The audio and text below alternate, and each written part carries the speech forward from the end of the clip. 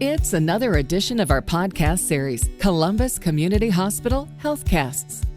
Getting ready to welcome a new baby is an exciting time, especially for an expecting mother. But there are several things to watch out for when mothers get close to delivery. One of those is gestational diabetes. And joining us now to talk more about that is Dr. Nicholas Wolf, obstetrician gynecologist at Columbus Women's Healthcare. Dr. Wolf, thank you so much for joining us. So let's start with this. Can you tell us what is gestational diabetes? So gestational diabetes is very common. It's basically carbohydrate intolerance in pregnancy.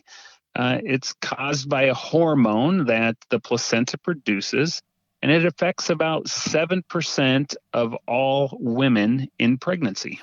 Wow, that's really interesting. So how does gestational diabetes differ from type 1 and type 2 diabetes, which we hear a lot about? Well, gestational diabetes is something that only occurs in pregnancy, secondary to some physiology that changes during pregnancy, mainly because of the placenta and a hormone that the placenta creates, and it makes your body's insulin less efficient. Now, type 1 and type 2 diabetes have more to do with your cells and insulin production and usage in your body. So gestational diabetes is something completely separate from overt diabetes.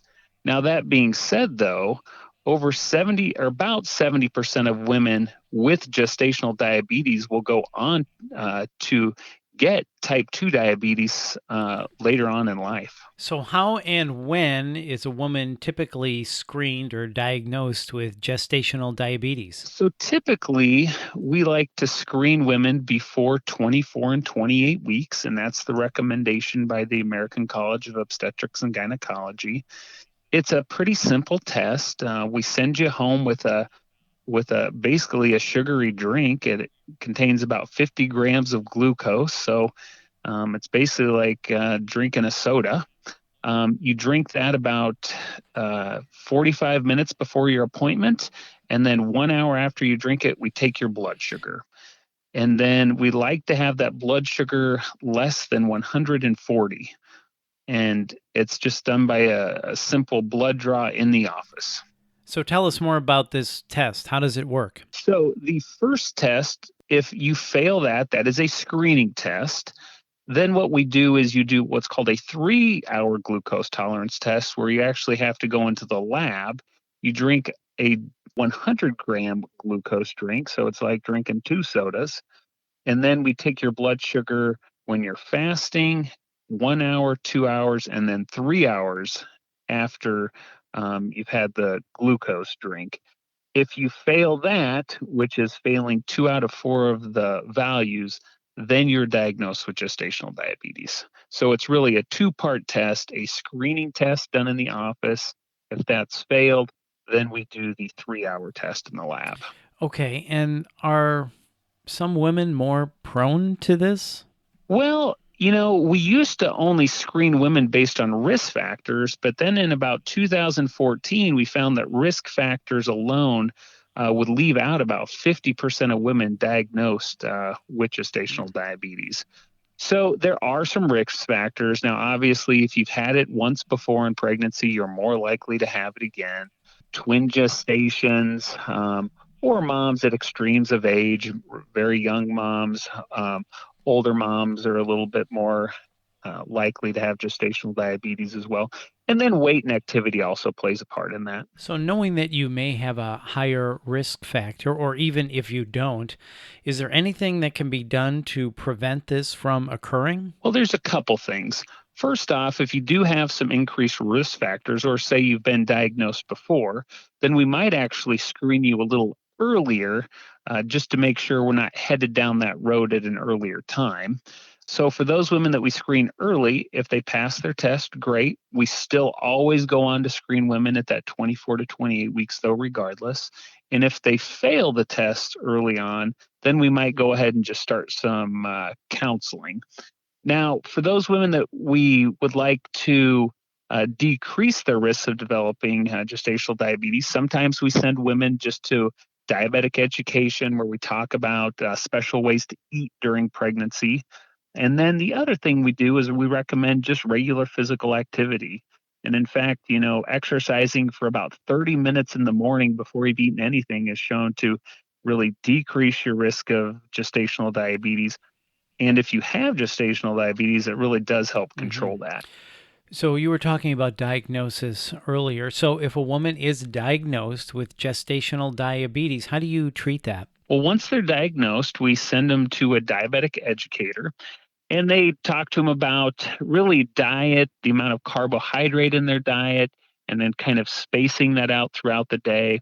We also talk to them about regular physical activity, approximately 30 minutes a day, 5 days a week. Now, if you can do that in the morning, that's great. However, wherever you can fit it in during your day helps. And even if it's 10 minutes here and 10 minutes there, that all adds up.